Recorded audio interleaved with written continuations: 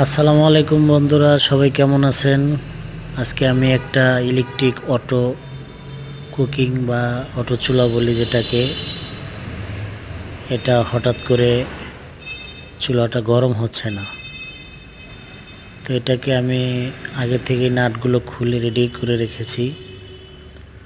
তো এটার উপরের যে সাপোর্টটা বা গ্লাস বলে, এটা ঠিক আছে, এটা নিয়ে কোনো সমস্যা নেই, কিন্তু সমস্যা হয়েছে এটার সার্কিটে।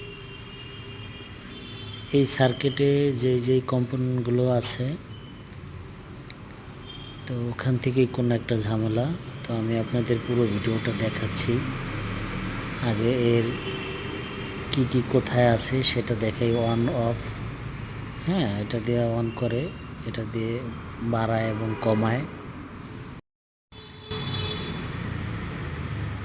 তো এই মাদারবোর্ডটি শর্ট হয়ে যাওয়ার কারণে কুকারটা ওপেন হচ্ছে না। এই তার পাওয়ার কট আমি দেখেছিলাম, অন হয় না। এটা একটা ফিলিপস কোম্পানির ইলেকট্রিক অটো চুলা।